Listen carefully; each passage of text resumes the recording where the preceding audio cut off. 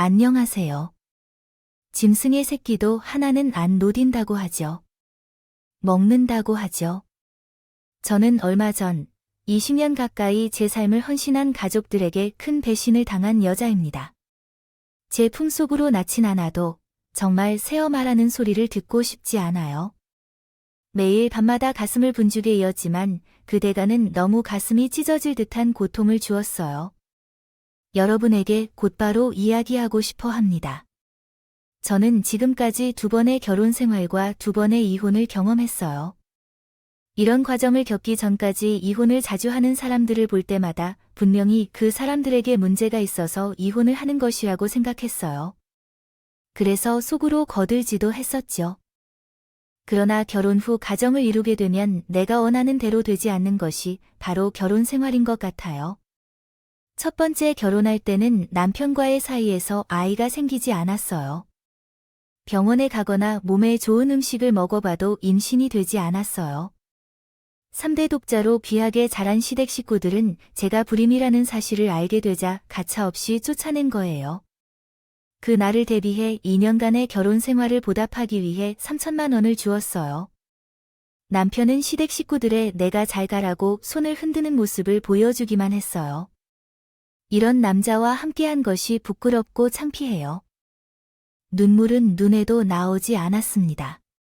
잘 되었다고 생각할 수 있는 일이었다고 생각했는데요. 혹시라도 임신해 아이를 낳으면 남편과 행복한 가정을 이루기 어려울 것이라는 생각이 들었거든요. 그래서 마침내 33세에 첫 이혼을 하게 되었습니다.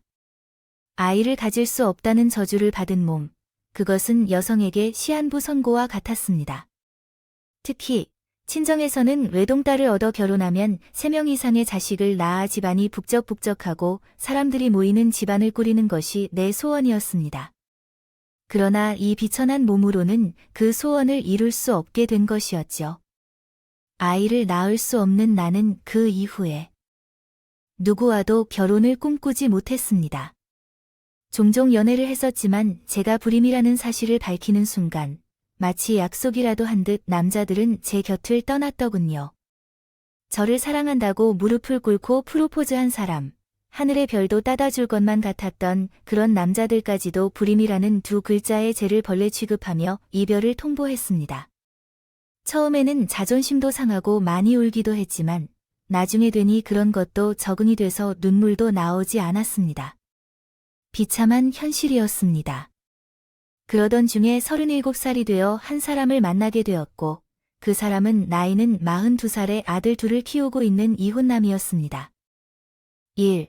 보통 이에 대해 말씀하면 아이들은 더 많이 엄마 쪽으로 가는 경향이 있지만 이 남자는 자신도 모르게 아이 2을 직접 키우며 아빠의 역할을 정말 충실히 수행하는 분이었어요. 그분을 만나게 된 건 제 직장 동료가 소개를 해준 덕분이었죠. 제 사정을 잘 알던 그 동료는 2 사람이 만나면 행복해질 것 같다며 한번 만나보자는 제 약속을 듣고 몇 일을 고민한 끝에 만난다 해도 나쁘지 않을 것 같아서 기쁨을 표현하여 동의했습니다. 친하게 지내던 직장 동료가 소개시켜준 만남이었고 조금 기대도 했던 건 사실이에요. 이렇게 일정을 잡아서 만남을 갖게 되었습니다. 커피숍에서 그 사람을 만나게 되어 말끔하게 차려입은 그 남자를 처음으로 대면했어요. 그 남자는 처음 만남부터 적극적으로 어필하기 시작했죠. 본인이 왜 오늘 그렇게 했는지, 왜 자식들을 본인이 키우고 있는지, 심지어는 가족 관계, 직장 등 서서히 알려주면서 마치 외우기라도 한 듯 내 배기를 시작했어요. 나중에 그 이유를 물어보니 자신의 현재 상황을 솔직하게 털어놓은 다음 이해해 줄 수 있는 여자를 만나고 싶어 한다고 했어요. 우스꽝스럽게 얘기를 해주었죠. 아무튼 처음 만남이 끝나고 2번째, 3번째 만남을 거듭하면서 그 사람의 진심을 알아가고 우리는 만나 9개월 만에 부부가 되기로 했어요. 결정을 내렸습니다. 결혼식은 2 사람이 모두 한 번씩 참석한 경험이 있기 때문에 너무 과하지 않게 열리게 하기로 했어요. 양쪽 부모를 초대하여 소소하게 진행했고 신혼집은 남편이 현재 살고 있는 집에서 계속 살기로 했습니다. 이에 따라 별도의 온수나 예물 준비할 필요가 없었죠. 부모님은 한 번씩 아픔을 겪은 만큼 이제부터 서로를 소중히 여기며 행복하게 살라고 격려해 주셨습니다. 남편은 이해하기 어려운 정도로 착한 분이자 좋은 아버지였어요. 그리고 몇 년 전에 아이들과 함께 남편을 떠나고 도망간 애들 엄마에 대해 이야기를 하셨습니다. 그 여자는 원래 자유로운 삶을 추구하고 살아가는 여성이었어요. 결혼 후 구속된 일상생활에 지친 것 같던데 어느 날부터 매일 밖으로 나가기 시작했고 결국 다른 남자와 자유롭게 인생을 즐기고 싶다는 쪽지를 이훈 씨는 남기고 떠났다고 합니다. 남편 또한 그 일로 인해 재혼에 대한 두려움이 있었지만 제안한 바로 한 번 만나고 생각이 바뀌었다고 했습니다. 또한 잘하면 분명히 우리 아이들을 친엄마처럼 잘 키울 수 있을 거라고 확신하게 된다는 이야기도 들었다고 합니다. 결혼 후 새 엄마로서 아이들을 처음 본 날, 잊을 수 없는 기억이 남습니다. 저리 가, 우리 엄마 아니야. 저리 가란 말이야. 아이들은 저를 엄마로 인정해 주지 않았습니다. 그들은 14살인 큰 아들과 12살인 딸, 그리고 아직 엄마를 잊지 못한 것처럼 보이는 작은 아들이었습니다. 남편이 나를 보며 앞으로 엄마라고 불러야 한다고 말했을 때 강한 거부감이 들었습니다. 제가 준비한 밥을 먹지 않고 학교에 가기도 했고 한동안은 나를 엄마라고 부르지 않고 아줌마라고 불렀습니다. 남편이 그들을 꾸짖고 나면 그들은 제 아빠 앞에서 엄마라고 한 번만 말하고 제 곁에서는 여전히 아줌마라고 부르곤 했습니다. 이렇게 서로 다른 호칭을 사용하는 일상이었지만 나는 아이들을 이해하기로 했어요. 갑자기 등장한 이상한 아줌마가 되어버린 나를 혼내줘야 할 것 같지 않았기 때문입니다. 엄마로 불러왔을 때 시를 쓸 것만 같았다. 그래서 저는 아이들이 마음을 열 때까지 얼마나 걸리든 기다려 주기로 했습니다. 그때부터 매일 아이들에게 교복을 입히고 정성스럽게 도시락을 만들어 주었습니다. 이렇게 생활하다 보니 시간이 정말 빠르게 지나가더라고요. 큰아이는 고등학교에 입학하게 되었고 작은 아이는 중학교에 입학했습니다. 그러던 중 큰아이가 학교에서 사고를 쳤습니다. 같은 학교 학생들이 7명이나 모여서 집단으로 따돌림을 하며 돈을 빼앗기도 했고 심하게 폭행까지 했다고 합니다. 피해 학생은 상처가 심해서 8주 동안 치료를 받아야 했습니다. 상황은 매우 심각했습니다. 선생님의 연락을 받고 출근한 남편의 대신으로 학교에 불려가야 했습니다. 가해자로 지목된 내 아들의 부모가 많은 사람들 앞에서 무릎을 꿇고 있는 것을 보았습니다. 그 자리에는 담당 선생님, 교장 선생님, 가해 학생의 부모들, 그리고 피해 학생의 부모님들이 다 함께 모여 있었습니다. 몇몇 가해 학생의 부모들은 제 발언을 막으려 했고 무릎을 꿇고 피해 학생의 부모님들에게 사죄하는 모습을 보여줬습니다. 그 상황에서 나 또한 내 아들이 낙오자로 되어선 안 된다는 생각에 무릎을 꿇었습니다. 어머님, 아버님, 죄송합니다. 모두 제 잘못입니다. 가정교육을 잘못 제공해서 이런 일이 일어난 것입니다. 제가 이렇게 의지하고 있습니다. 피해 보상을 원하는 만큼 해드릴 테니 제발 섭섭히 대해 주십시오. 여기서 만약 우리가 낙오자가 되면 평생 그 상태로 살아야만 합니다. 한 사람을 살리는 것처럼 생각하고 부디 부탁드립니다. 저는 살면서 아직 삐생소요에도 관해보지 않았던 무릎을 우리 아들 선우를 위해 꿇었기 때문에 그런데 그 순간에 제 마음은 무참하게 깨어있는 상황이 발생했습니다. 지랄하는 엄마도 없는데 주지가 어디서 엄마 타령을 하나요? 그 순간 교장실은 침묵의 장소로 빠져야 했으며 부모들 사이에는 비밀스런 두근거림이 시작되었습니다. 선우야, 그게 어떤 말인지 아직도 상황을 이해하지 못한 채로 중으로 옮겨갈 수 없습니다. 왜요? 내 말이 맞잖아? 당신이 내 친엄이 아니잖아. 아빠랑 바람 피워 우리 엄마를 쫓아내고 우리 집에 들어왔잖아. 제 말이 틀렸어요, 아줌마. 이렇게 말씀드립니다. 바람이라는 건 제 엄마가 바람을 피워 우리를 버리고 도망간 거거든 부정하고 싶은 것으로 보이던 겁니다. 언젠가는 엄마가 다시 돌아올 거라고 믿었던 선우는 그 꿈이 무참히 깨져버리자 그동안의 분노와 원망이 있는 것으로 알려진 듯 했어요.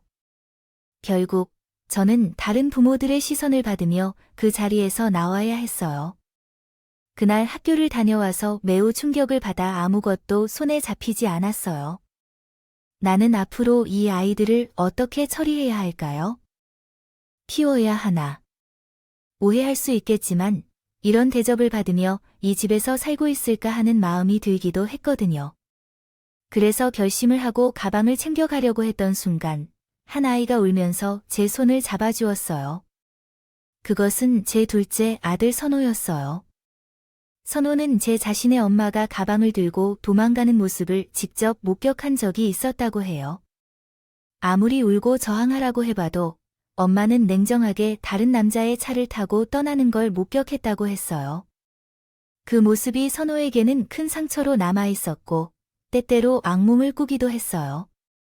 그러나 지금은 그 상처에서 조금씩 벗어나고 점점 더 엄마라고 불러도 되는 사람을 만나게 되었어요. 가방을 두고 떠나려고 하자 무의식적으로 두려움이 나를 스쳐갑니다. 손을 잡으며 말했어요. 엄마, 가지 마요. 제발. 우리를 두고 떠나지 마세요. 제가 형 대신 엄마를 잘 챙길 테니까요. 그러니 제 곁에 계속 있어 주세요. 제발, 옆에 계속 있어 주세요. 떠나지 말라는 말 속에서 눈물을 흘린 채로 제 옷을 붙잡은 둘째 아들 선호를 보며 우리가 서로를 얼마나 안아 울었는지 모릅니다. 그동안의 세월이 샘물처럼 흘러나간 듯 했어요. 이제 엄마로서의 자격을 인정받은구나. 나도 이제 당당한 엄마가 될 수 있겠구나. 이런 생각이 들면서 말이지요. 알았어, 선호야. 엄마 어디 안 가? 그러니까 울지 마, 우리 아들. 엄마가 아들을 두고 떠난다는 거예요. 그러니 두려워하지 말고 울지도 마, 알았지? 전 우리 아들 선호 덕분에 다시 마음을 고쳐 먹기로 결정했습니다. 그리고 이제는 남은 아들 선호에게도 그 전보다 훨씬 잘 해주며 갖고 싶은 것을 먹고 싶은 것을 그리고 용돈도 남편 몰래 쥐어주면서 둘째 아들 선호처럼 나를 엄마로 대해 주길 원했어요. 어떻게 보면 물질적으로 제가 애원하다시피 한 것 같네요. 그러다가 한 번은 또 제 오라고 불러며 용돈 좀 주세요라고 해서 한마디를 했습니다. 선우야, 이제 시간이 좀 지났는데 아직도 엄마라고 불러준다면 어려울까요? 제 어린 시절은 많이 지나지 않았나요? 이제는 선우는 엄마라고 부르는 것을 좋아하지 않겠죠. 선우는 같이 산 지 5년이 되어 가는데도 매일 저를 오초라고만 불러서 엄마가 얼마나 가슴 아플지 몰라요. 내가 왜 엄마라고 불러야 하는 건데요?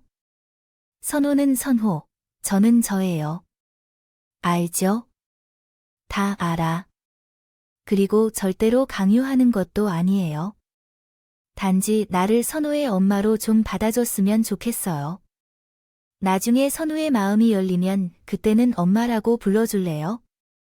제 부탁거리 말하더라도 아무 대답 없이 등 돌려가던 첫째는 그 뒤로도 한참 동안 제게 받고 싶은 것만 받아가는 것이었어요. 제가 원했던 대답은 돌아오지 않았습니다. 그러다가 어느 날 집에서 사건이 벌어졌어요. 벌어지고 말았어요. 고3이 된 맏아들 선우는 술을 마시고 집에 돌아오면 동생을 마구 밀치고 때리고 물건을 던지는데 이런 일이 계속되니까 그 행동이 걱정스럽습니다. 그래서 어젯밤에 제가 처음으로 선우에게 화를 냈어요. 술을 마셨다는 점도 문제이지만 집에서 동생을 때린 건 정말 안 되는 행동이었어요.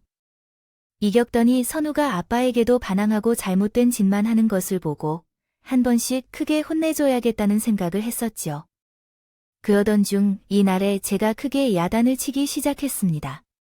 선우야, 거기 그만 좀 해. 동생한테 무슨 짓을 하는 거야? 왜 이렇게 나빠지는 거야? 어디가 문제야 대체?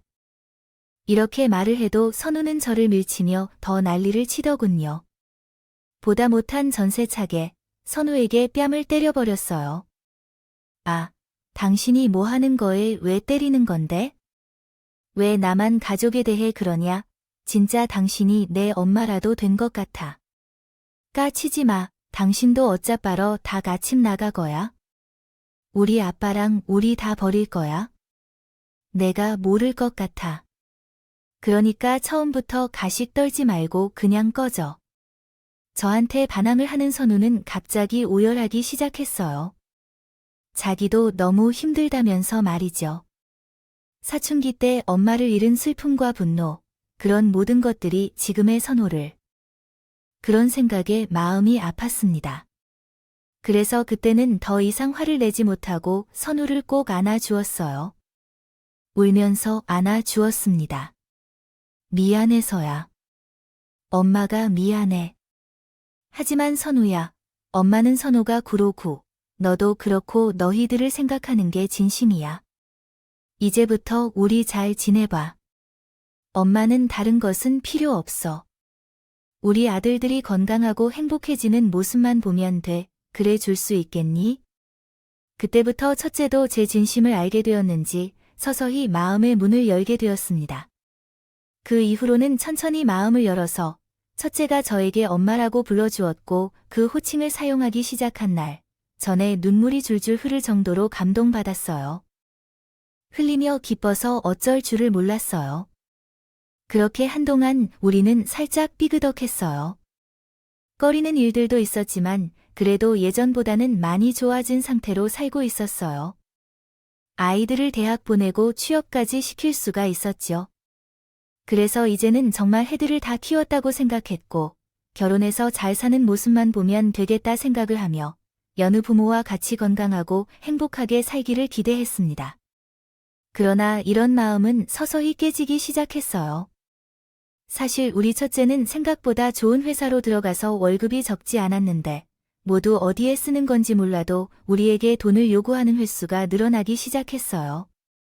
엄마, 돈 좀 주세요. 오피스텔 월세를 내기 위한 돈이 없어서요. 처음 취업한 후 몇 달 지난 후 독립했는데 갑자기 월세를 내라며 요구하더라고요. 물론 자식 때문에 충분히 내줄 수도 있었지만 돈을 벌어오는 아들이 갑자기 돈이 없다는 게 너무 이상해서 물었어요. 왜 돈이 없어? 너 얼마 전에 월급 받은 거 아니야? 아, 그냥 없어요. 아무리 돈을 벌어도 사회초년생 때 돈이 얼마나 많이 들어가는지 알아요. 빨리 좀 주세요. 막무가내로 돈을 요구하는 아들에게 한 번은 월세를 내줄 수도 있다고 생각해서 보냈지만 여기서 그치지 않고 거기서 더 하더라고요. 엄마, 카드값 200만 원 주세요. 생각한 것보다 과도해 보여요. 엄마, 중국차를 사기 위해 1,000만 원을, 돈을 맞춰주세요. 다른 친구들은 다 타고 다니는데 저만 없어요. 내가 큰 아들이라서 이 정도는 해줄 수 있잖아요. 엄마, 오피스텔 관리비를 안 냈더니 다 끊어버렸어요. 이 한겨울에 난방도 안 되고 얼어 죽을 것 같아요. 관리실에 전화해서 저 대신 관리비 좀 내주세요.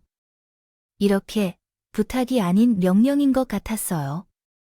둘째는 돈을 달라는 말은 전혀 안 하는데 돈을 벌어오는 첫째가 그런 식으로 얘기를 하니까 참 이해가 안 돼요.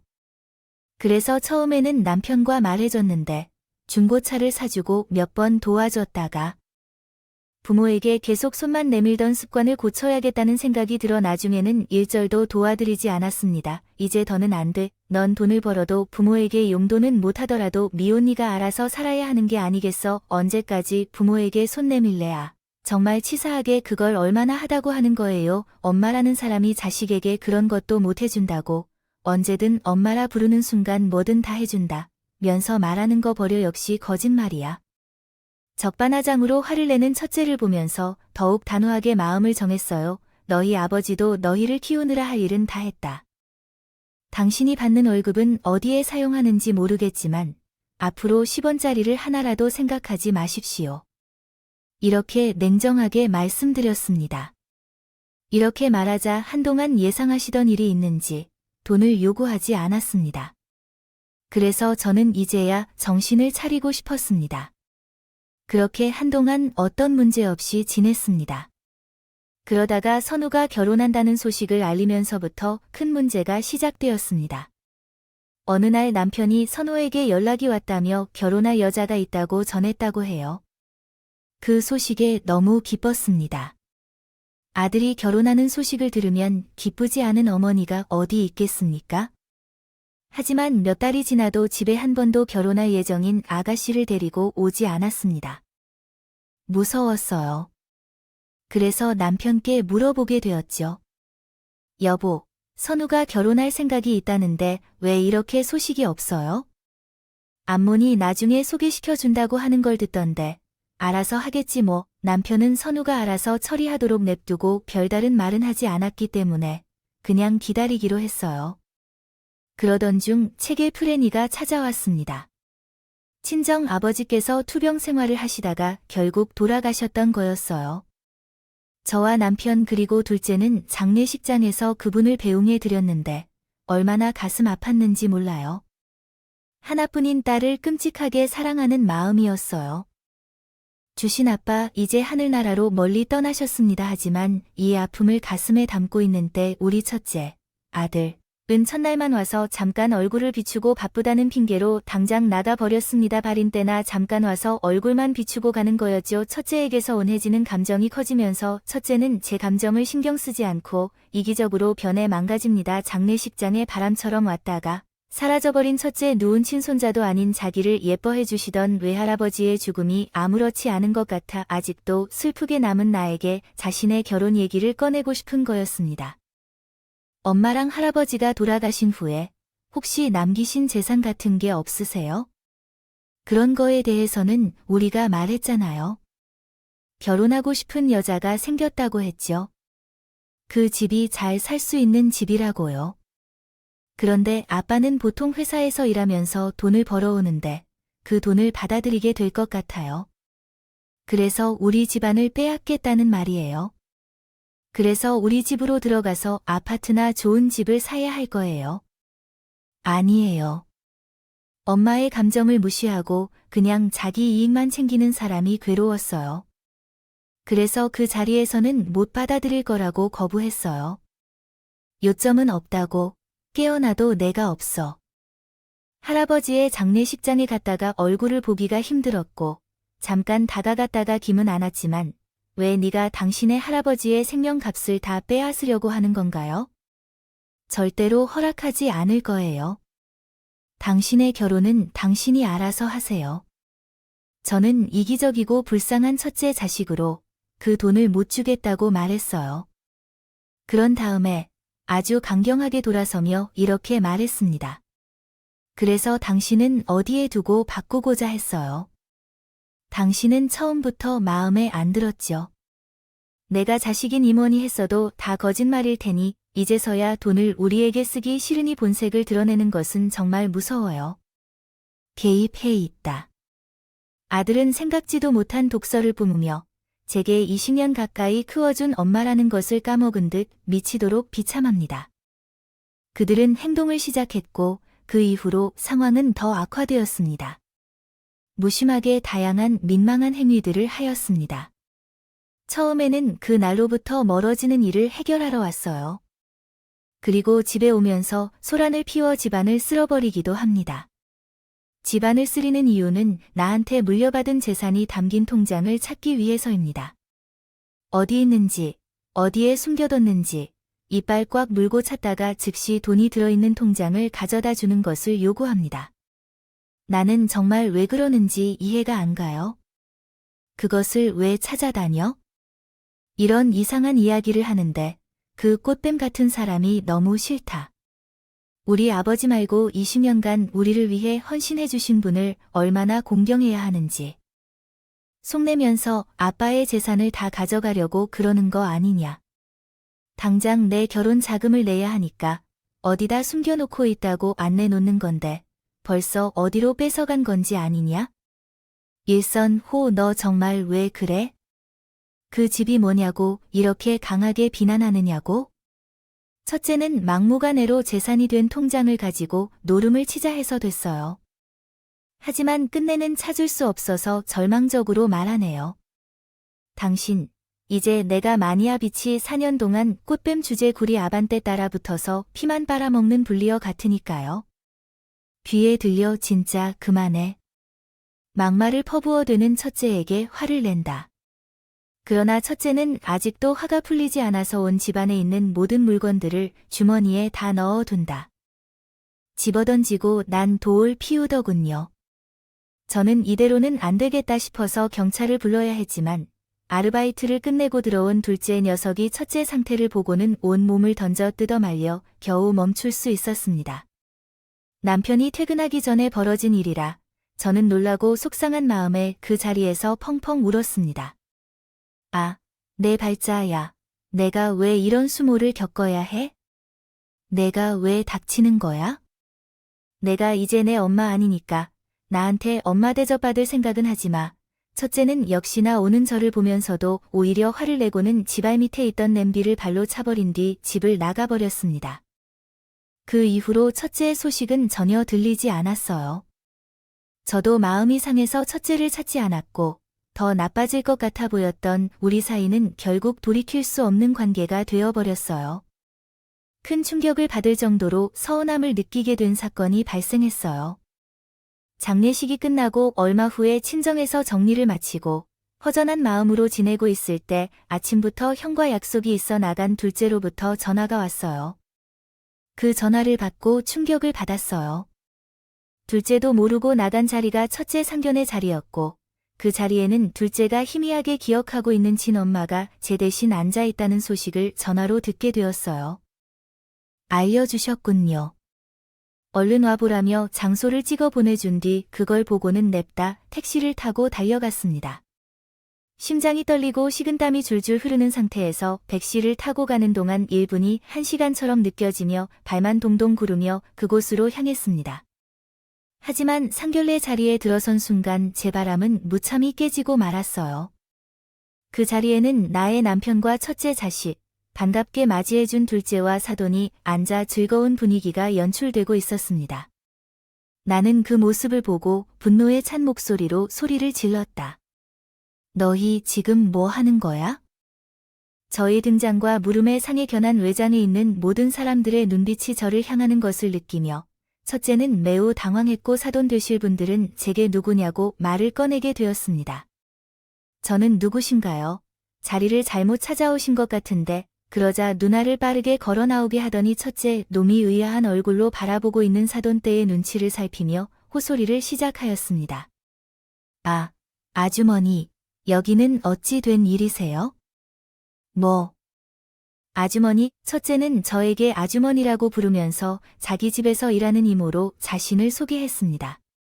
기가 찬 첫째의 대답을 듣고 있으면서 저는 남편을 쳐다봤지만 남편은 제 얼굴을 보지도 못하고 이리저리 피하고 말했습니다. 아주머니, 여기 어쩐 일이십니까? 집에 무슨 문제라도 생겼어요.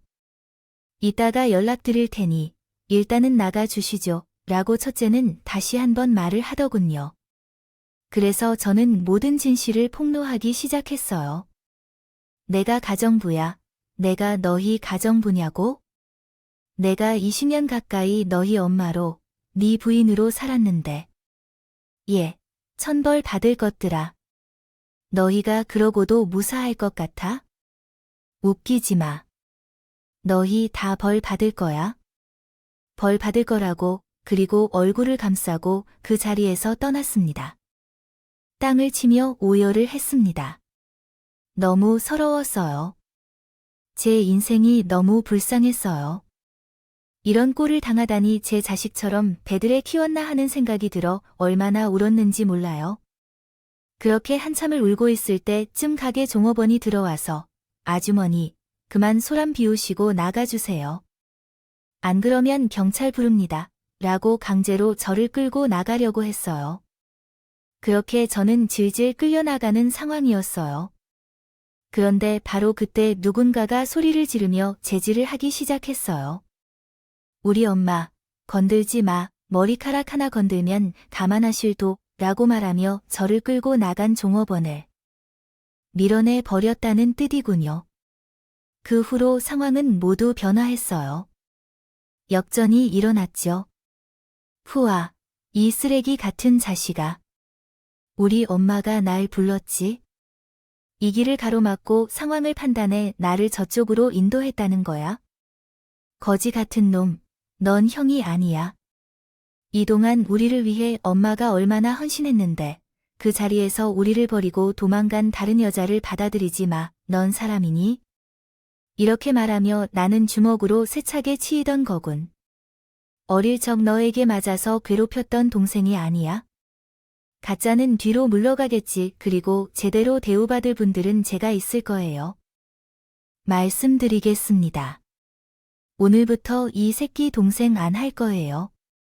내 돈도 아니겠네요. 지금 제가 배우는 문화배에서 저희를 기르시고 사랑으로 안아주시는 진짜 엄마입니다. 여기 앉아 계신 분은 가짜 엄마라고 해야죠. 우리를 낳아주셨지만 제가 12살 때 바람 부리고 도망간 더러운 여자라고 하겠습니다. 제가 그 여자가 5회 이 자리에 앉아 계실지 모르겠지만 여러분들은 이 사람을 믿지 마십시오. 그러자 상사가 발칵 돌아서 계셨고 말씀하셨습니다. 자매야, 말이 사실인가? 이분이 20년 동안 저희를 키워주셨다고요? 맞으셔로 시작한 다, 첫째는 아무 말도 하지 않았다. 그때 둘째가, 네 맞다, 고 말했다. 그러자, 믿을 수 없어요? 이걸 보세요, 라고 말하며 핸드폰을 꺼내셨다. 주민등록증을 보여주셨다. 요즘에는 공인인증서가 있으면 등본이나 초본 같은 것을 인터넷에서 볼 수 있다고 했다. 본사도 충격을 받은 것 같았어요. 거기 두 번째 칸에는 제 이름이 명확히 써 있었으니까요. 이후 결혼을 안 했다고 하라고 하며 제품 5도 몰라보고 막무가내로 사는 인간한테는 우리 딸 안 줘, 다시는 연락하지 말게, 라고 덧붙이시더니 딸을 데리고 나가셨다. 그야말로 남편과 첫째 아들의 잘못된 선택으로 인해 모든 가족들이 갈기갈기 찢어지는 사건이 벌어지고 망쳤습니다. 그 생모라는 사람은 그럼에도 불구하고 쪽발이를 알 수 없었는지 쥐새끼처럼 졸졸 도망가더군요. 나중에 들어보니 첫째 아들이 대학교 4학년 때부터 친모라는 사람이 찾아왔다고 합니다. 그때부터 지금까지 친분을 유지했던 것으로 파악됐고요. 과거 취업하여 직장을 다니면서도 돈이 부족했던 이유는 월급을 받는 족족 그 여자에게 내주어야 했기 때문에 그랬던 거였죠. 이에 매번 제게 손을 벌리게 되었습니다. 상황이 너무나도 괴로웠습니다. 월급을 받았다고 내부를 한 벌도 사주지 않았던 사람이 그동안의 어머니에게 돈을 마구 바쳤다는 소문을 듣고 상견례도 그렇고 이제는 정말 인연을 끊어야겠다는 생각을 하게 되었어요.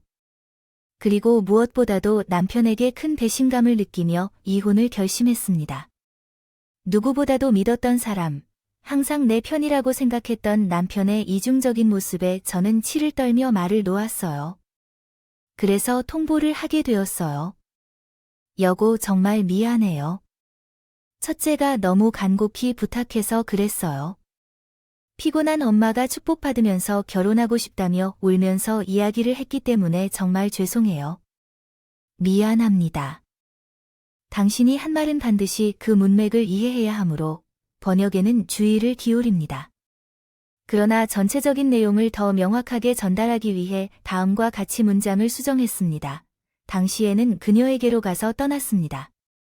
첫째를 데리러 가서 살라고 했습니다. 사장님은 그 시절부터 남자로 생각한 채로 행동해 왔었는데 그것이 이제 필요 없는 행동으로 비치네요. 이제 당신을 부인으로 만들면 즉시 이혼을 요구했습니다. 남편에게 이혼을 요청하고 그 자리를 떠나기로 했습니다. 결국 남편이 이혼을 수락하지 않아 소송까지 진행해야 했죠. 5개월 후 결국 모든 소송에서 유리한 결정을 받았습니다.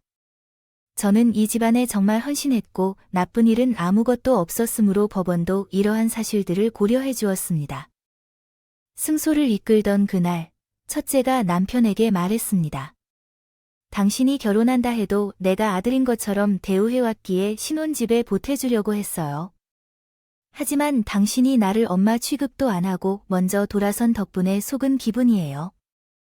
정말 감사하고 너무 고마워서 춤을 추고 싶을 만큼입니다. 그리고 이후로는 만나지 말자고 했죠. 그런데 갑자기 첫째가 제게 무릎을 꿇고 엄마, 미안해요. 죄송해요. 모든 게 제 잘못이에요. 저를 다시 자식으로 받아주시고 한 번만 도와주세요. 제 진짜 엄마 믿지 말았습니다. 이랬습니다. 대학교 때부터 찾아와서 엄마 역할을 하겠다고 말했을 때 저도 친엄마 같은 마음으로 받아주었어요. 하지만 저를 키우는데 어려움이 있다며 돈을 달라고 하셨는데 그때부터 드리기 시작했어요. 제 결혼 소식을 전하자 자기 이름으로 대출을 받은 돈까지 맡겨달라고 해서 결국 그 돈을 가지고 도망쳐 버렸어요. 그 덕분에 한마디로 거지가 되었고 대출 이자를 낼 수 없어 신용불량자가 되었습니다. 도와주세요. 왜 내게 와서 사정을 털어놓는 건가요? 나를 먼저 내버려두고 돌아선 그쪽 분께 말씀해 주세요. 하지만 그것조차 이해가 안 되네요. 재산 분할과 빚 상환을 마치면 돈이 거의 남지 않겠군요. 그리고 이제 용서해달라고 내 자식으로 받아달라고 어림도 없는 소리 하지 마. 너는 이제 내 자식이 아니야. 당신도 내 남편이 아니고 이제 다시는 보지 말자. 인 나쁜 것들이라고 말하며 박차고 나와 버렸습니다. 그 뒤로도 몇 번 오던 그들은 제가 정말로 경찰에 신고를 해버리니 그 다음부터는 아예 찾아오지 못했습니다. 제 모든 모성의 사랑을 가슴으로 낳은 아이들에게 쏟아부며 키운 결과가 이렇게 나오니 정말 씁쓸하더군요. 근데 오히려 다시 생각해보면 내 인생을 다시 되찾을 수 있는 계기가 된 것 같기도 해서 지금이라도 그 둘에게 벗어난 것을 다행이라고 여기며 지내고 있습니다. 여러분, 나만이 내 인생을 바꿀 수 있고 아무도 나를 대신해 줄 수 없다는 말을 들어보셨나요? 저는 지금 생각해보면 결혼을 통해서 제 인생을 바꿔보려고 했던 것 같습니다. 하지만 제가 아닌 누구도 나의 인생의 행복을 보장해주진 않더라고요. 그래서 저는 이제 남은 인생이라도 결혼이라는 굴레와 속박에서 벗어나 저만의 인생을 찾아 살아보려고 합니다. 지금은 둘째와 함께 집을 얻어 같이 살고 있어요. 결국 굳은 강단이 없었다면 저는 여차없이 쫓겨나서 불쌍한 인생을 살았을지도 몰라요. 둘째도 그 일이 순조로 운행할지 혹시라도 안 좋은 일이라도 당할까 봐 얼마나 저를 위로해 줄지요. 끔찍하게 챙겨가는데 모르면서 어디를 가도 불안하다 해요. 얼마나 연락을 하는지 몰라요. 이렇게 돌아보니 정말 다시 드릴 도누가 제 사람인지 구별이 되었어요. 많은 아픔과 상처를 받았지만 이제는 우리 둘째와 함께 남은 인생을 행복하게 살아가려고 노력하고 있어요. 앞으로는 둘째가 잘 되는 것을 보면서도 나 또한 내만의 편한 인생을 살면서 웃으며 지내고 싶어요. 그리고 그렇게 살기 위해 노력할 것이고요. 그래서 여러분도 우리 두 사람이 함께 살 앞날을 응원해주세요. 또한 부디 행복해지길 바라는 제 바람이 이루어질 것을 함께 응원해주시고요. 또한 여러분들의 인생을 응원하겠습니다. 기인해주셔서 감사합니다. 음악입니다.